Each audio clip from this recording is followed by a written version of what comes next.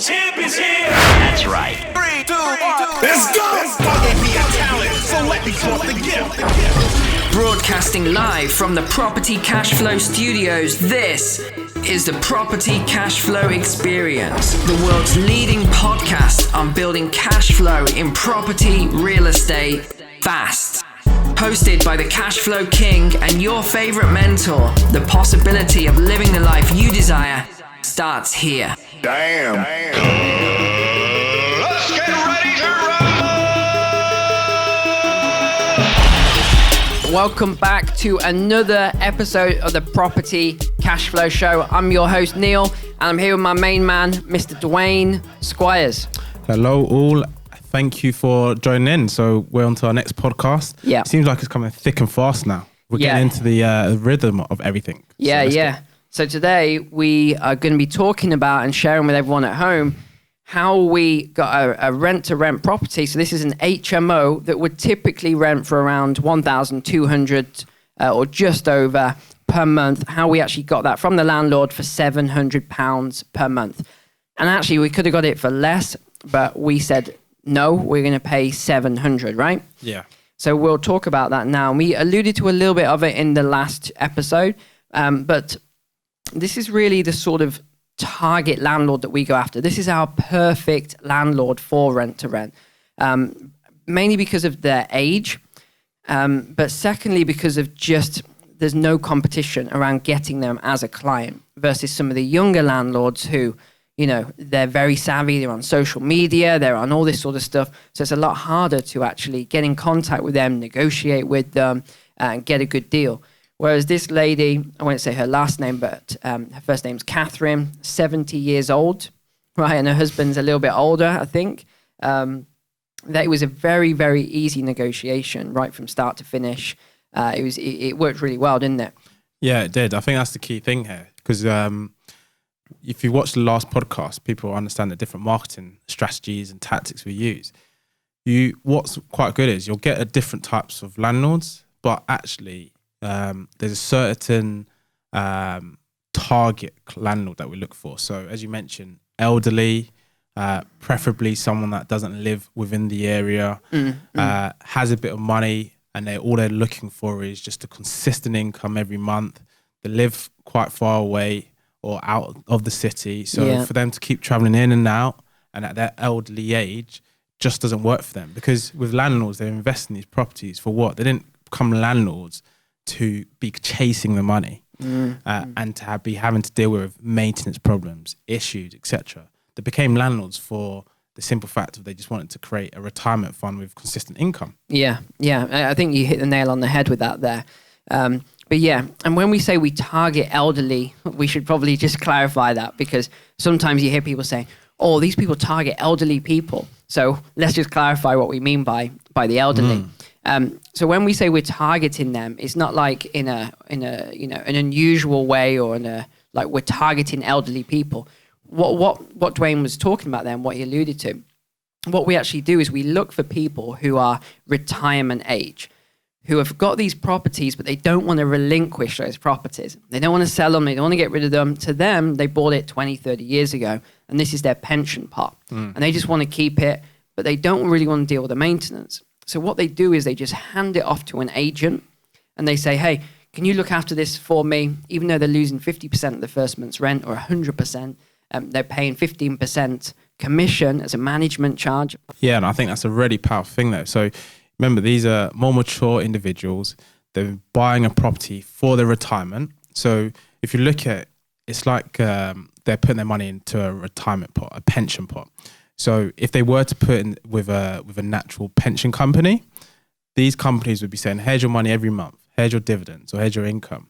So then when they've now got a property in their name and they're having to be the direct person, they're only in their mind, all they're thinking is, I want my income because I'm going on the next holiday, or because I need the extra income to jazz up my wardrobe, or whatever it might be. Yeah.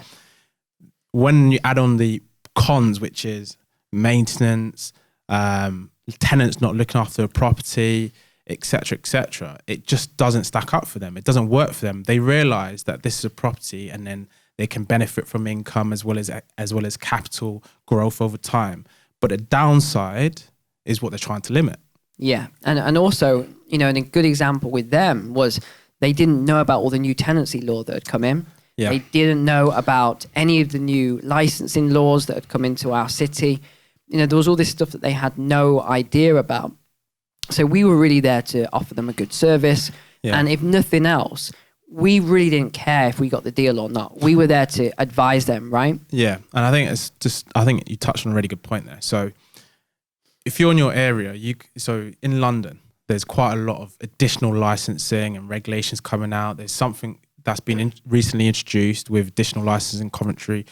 And when you look online, there's a rollout of additional licenses across the country in areas with high amounts of HMOs. So as a newbie or even as a mature investor, you might be thinking, oh my gosh, my business model's been eroded. Or, oh my gosh, how am I going to manage it? Oh my gosh. Well, actually, that's an opportunity. Yeah. It's a brilliant opportunity.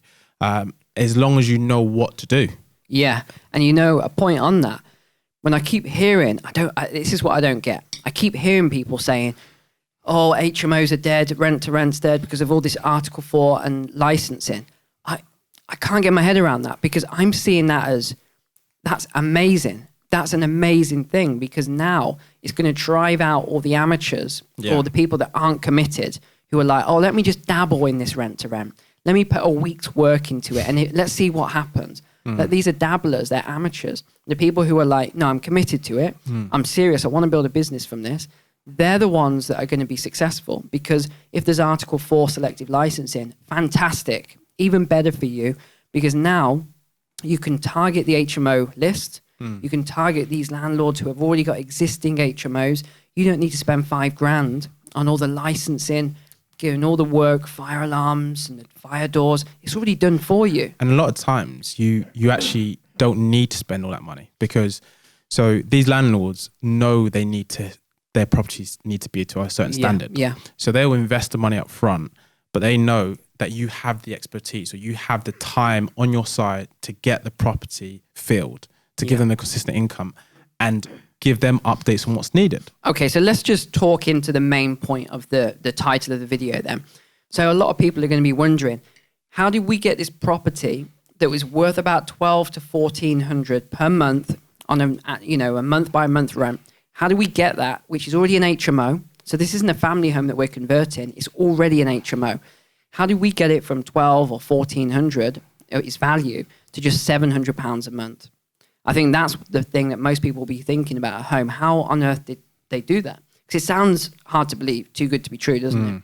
So do you want to just touch on a couple of points and then I'll talk about the numbers and figures? Do you want to talk about some of the processes we did? Yeah, definitely. Sure. So in last episode we talked about how we generate leads. So this vendor came through what we call a marathon, or just walking around and seeing a property that is empty and is in decent condition, but it's just empty.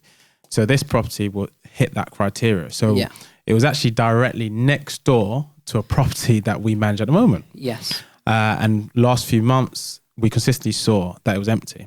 We sent a letter out, handwritten letter, and she responded. It wasn't an instant response. It took a few weeks, if not a couple of months. But that shows you the importance. So if you're starting this business and all you're going to do is see how it goes in the first 4 weeks, just don't start.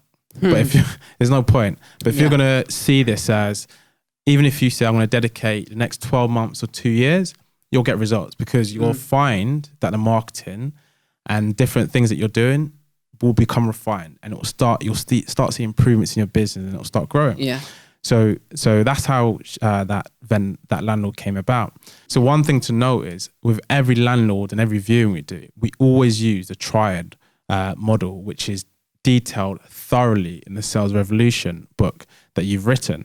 So you go through it, you prepare, you build rapport, you unearth the issues of the landlord. So when you looked at that landlord made it very clear, I want to relinquish all responsibility. Yeah.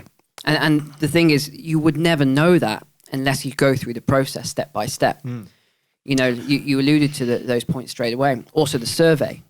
We had to do the survey before we could even get onto unearthing those problems. So so if you haven't read it, if you go through it, so you're preparing for the viewing. So you make sure you look at what's on the market, you look at what's the comparables, You look at what potentially could you rent that for and what kind of margins.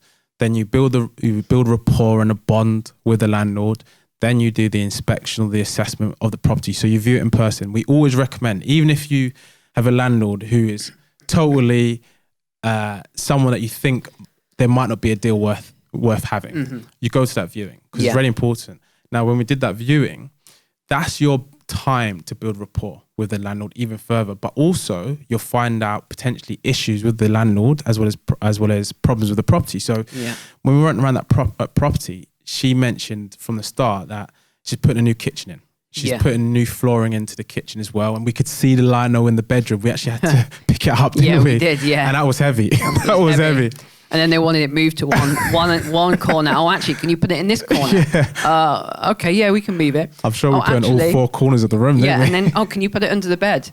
Oh, sir, I don't think. And I said, sir, I don't think it's going to fit under the bed like that. Yeah. And yes, it will fit. And then we're like, oh, now we're trying to angle it up to the window to get into the bed. No, sir, it doesn't fit. Yeah. Okay, just put it in that corner. Yeah. Because we don't want people to know the house is empty, and we're like, you've got a lino across the window.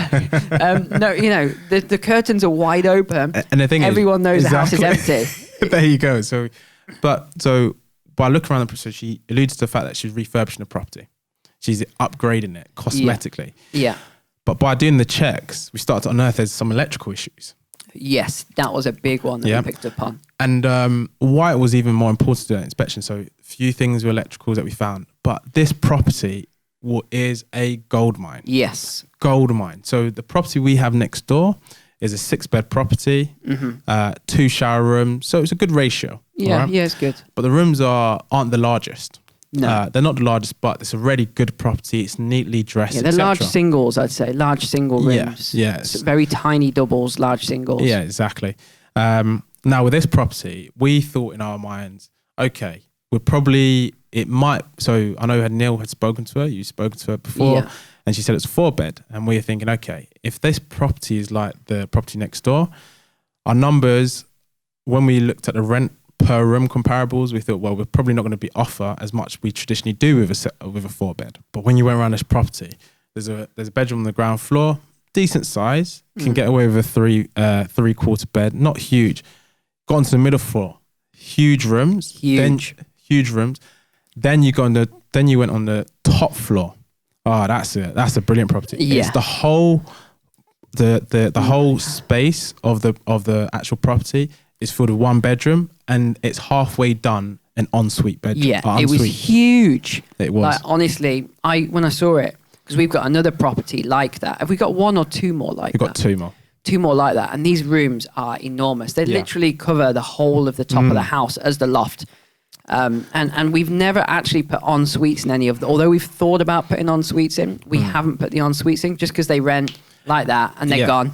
But this one, like you were just saying, it already had half an ensuite in there. Exactly. So we are considering and just figuring, do we spend the money? Do we not? Yeah. We'll probably spend a couple thousand getting it finished. Maybe 1,500 if we, there's a few things we'll need to do. Because one thing to do, it's halfway there. So it's already got the structure of it completed. It's got the stud wall up. Tiled. It's tiled. It just needs literally the flooring done, a few of the electricals, and it's good to go. Yeah. Now, one thing we forgot to mention is, so you've got this bedroom on the top floor, which you could say is more like a self-contained flat. Yeah, when you include the definitely. ensuite. Then you've got a shower room on the middle floor, and then you've got another shower room on the ground floor. So you've got 4 bedrooms with 3 shower rooms. Yeah. If you convert the ensuite. This house will make a lot of money and will go really quickly because tenants will see it as they're not having to share as much. They'll see the large rooms. This is a beautiful property. Yeah. Beautiful property. So, and this highlights the importance of surveying it, because we had an expectation that we're not going to be able to offer much because the rooms are going to be quite condensed and small. But then when we saw it, we were like, wow, this property's good. This is really good. Yeah. So fast forward, whilst we're doing this viewing and viewing the property, we're unearthing our issues. And she's saying, I want to relinquish control. The property's been empty for months on end, which we already knew because we had a property next door to it. Then we sit down. So that's unearthing it, presenting the benefit stack. And actually, I'll just talk on one point. Whilst you were upstairs talking to her husband, I was unearthing more challenges she's been having. And we looked out and did you see the garden, the second garden? Yes. Not the first one. Yeah. So she says, that second garden, gosh, that's been like that for 10 years. And it really, bothers me. It really, I don't like seeing it all the time. And it had one of those massive bushes, that I don't even know what they're called, Dwayne, but the big... Yew trees. Is that what they're called? Yeah. Those bushes that everyone used to have back in the day. Yeah. It was so high.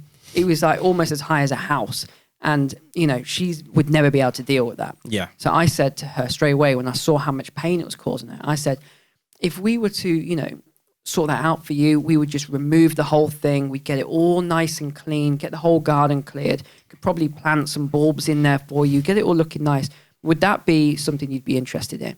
And her face, you would do that? You would do that for me? Yeah, of course. Of course we would. Yeah. We want a good relationship. We want to look after it. Wow.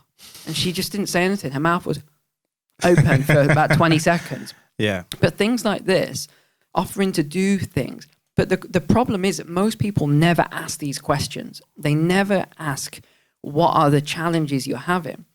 But even people listening now, what they'll do is they'll go to their next appointment and say, Mr. Landlord, what problems are you having? What problems have you got? And they'll get it all wrong. You've got to read the book. You've got to read exactly how to do it. Use soft language, soften the words, make it easy for them to open up by sharing first. There's a lot of things to do. But it was good. But carry on with what you were saying, benefits. Yeah. So then we went to the benefit stack. Yeah. So when you read a book or you do some of the training, we've got, I think it's around 15 points that we highlight on the clear, concise sheet that we just walk through with the landlord. So highlighting what's the benefit. So maintenance covered, no voids, guaranteed rent, etc., etc. And when we're going through that, she was like, oh, wow, this is going to be, you guys are going to save a lot of time for me. You'd really do that? You'd really do this? And then we went onto the marketplace. Even before that, we did what we call the feedback section, which is literally very simple. Get a piece of paper, do a 2-column table, why and then why not. And the question to the landlord is there reasons why you wouldn't potentially go forward? Yeah. And that's the opportunity for you to actually verify if there's anything apart from price that they have any issues with. Yeah. And now it should be that the only thing they've said is, I don't know what the price is. Yeah. Yeah. And if they said it's more than that, that's when you can verify it. You can go over the benefit stack and close that issue out. Yeah. Because one of the biggest problems I used to have, because I had a huge team, hundreds of salespeople, and I was their sales director. And one of the problems and this is how I figured this out, one of the things that kept coming up was they would say, well, I got to the end of the presentation, they said they'll let me know. And I said, well, you've done something wrong then. If they're saying they'll let you know, it means that they haven't got enough information to make a decision right now.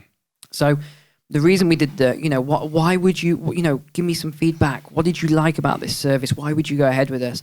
They give you all the benefits. And then like you're saying, why, is there anything standing in the way from us doing business today, from us getting this going? And it's usually just the price. Yeah. Now, if they say, oh no, it's just the price. And I say, right, so there's no other reason. It's just if we got the right price for you, you'd be interested in doing it. Yes, I would.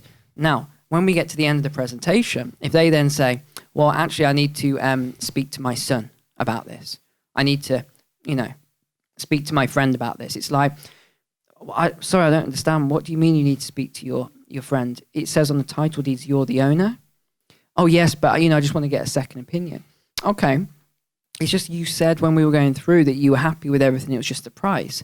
So I'm just a little bit confused what, because your son or, your friend wasn't involved in this. It doesn't seem like they're involved with the property at all.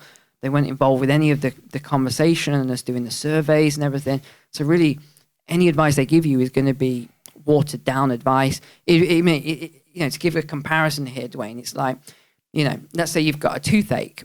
Why would you go and see a foot doctor, right? They're not going to be able to tell you much about your tooth and why you've got a toothache, right? So it's a similar thing. So that's why we do the feedback. We want to find out, is there anything in the space? And by the way, that example I gave you, I want to speak to my son, I want to speak to my friend. I've had that come up once before, and it was just weird. And when it came up, it told me, because I'd already collected all the data, there's something going on there that I need to know about. And actually what I found out was they didn't own that property. So I hadn't like downloaded the title like I used to in those days. Yeah. And I found out, okay, there's something not right there. Because what happens is when you've done this process, gone through properly, they want to do business with you as long as the price is there. And then we always have that payoff. You know, some people, they 100 want to, you know, pretty much everyone, 100% wants to do business with us and does do the guaranteed rent program. But it's whether or not they're willing to lose that profit. Yeah. And I think that comes on nicely to the next section. So we then do, after feedback, you do comparison. So you're looking at the marketplace where we've got a very simple one-page document that compares how we are versus them doing it themselves and then letting agents. And it's through that we unearthed even more issues that came into play. So when we compared it to the letting agent, we realized that she'd been using several different letting agents and they struggled. And then they were charging, I think it was around 12% management fee plus the VAT.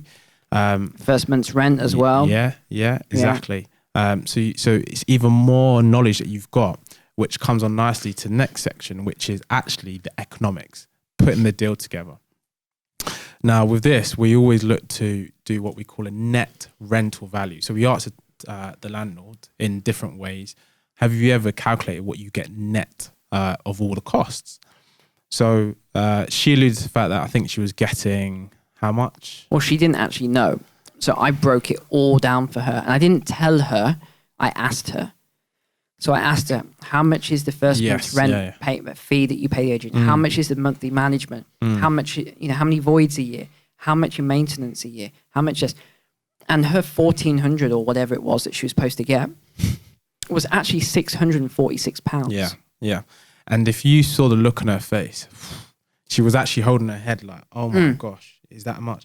And we forgot to mention that wasn't even including the VAT for the letting agent. No, it wasn't. Because when we then mentioned, oh, that doesn't include letting agent fees, plus having to do your annual EPCs and gas checks. Yeah. She was holding her head in her hands. Yeah. So when it came in at £646, that's where I sort of said to her, you know, I'm not going to beat around the bush with this. You know, I'm literally just going to tell you what we can offer you on the property, and that's our final price on it. We don't negotiate, and we don't, you know, give you a low ball and then come up and things like that. It's one price. We let you know what we can pay in comparison to the properties that we take on, and then it's for you to just consider if that's something you'd be interested in doing. I'm straight talking with her. I'm not giving her all waffle and anything like that. I'm straight talking. So I let her know it'd be £700 per month, which I thought, well, she's getting £646. So I'm offering her more than £50 more right now. And by the way, one thing we should add, that £646 is when the property is full. So actually, she was getting zero now. And she wasn't going to be renting it for another 7 or 8 months, I think it is, until 1st September. So she wasn't going to be renting it for 6 more months anyway. So it's just going to sit empty. So I said to her, look, you know, we'll offer you £700. We'll take it on from next month. We'll get the property all painted, decorated. We'll do the carpets. We'll fix up the fire bits, like the fire reg bits that were not up to code. We'll do all this for you. We won't charge you for it. We'll pay for that. So you could see straight away. And then she wanted to say, yeah, didn't she? She was like, okay, let's do it. So what I did is what's called a takeaway in sales. So what I said was, because I knew she wanted to sign up there and then, but because of her age, I don't like to sign people up on the dotted line on the day. So what I said was, okay, so what I'd like you to do now is to take the agreement away with you.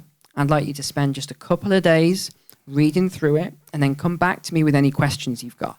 Then if you're happy, in a few days or weeks' time, we can meet again and we can sign the contract. If you need to see a solicitor, if you need to see anyone for the contract, you go ahead and do that. So again, I'm just adding on top of that duty of care because of the age that she is. I think that's really important, definitely, because when you looked at her, and even from her feedback, she was like, how soon can you guys get started? So that's where it was, even though it's another way of saying, I agree to the terms. But as Neil mentioned, it's about looking after them and making sure they feel comfortable. Because one thing a lot of people misunderstand is when you're getting in, it's different to a landlord signing a 6-month standard AST contract, which is just transactional. Okay, after 6 months, I've got the opportunity to evict you or leave you. But when you're signing up with a rent to rent or guaranteed rent, it's anywhere from 3 years minimum up to 7 years. Even if you take the worst case scenario of 3 years, it's a long time for a landlord. Yeah. And when you look at it, it's the landlord's giving you everything. They're giving you the keys. They're saying, go away and manage it. Yeah. So they always need to trust and get on with you. And that's part of the reason why you always have to do the viewings. Yeah. So I think we've pretty much nailed that, Dwayne. So that's how we got the property from 1,400, which is typical, down to a guaranteed £700 per month. So the margin on this property is going to be really, really nice. We're going to make a substantial profit. She's going to get her £700 a month, which is more than she was getting with the agent for the last decade anyway. She's not going to have a void. She's not going to have this headache all the time. So it's win-win. We win. She and her husband wins, and the tenants win because they're going to have a beautiful property. Whereas before, the property that currently is not up to code, it's not up to licensing requirements, it's not up to any of the correct legal stuff. So everyone wins. You know? So just to clarify, it's got all the requirements needed in the terms of physical property. So it's got its smoke detectors, the fire doors, etc., etc.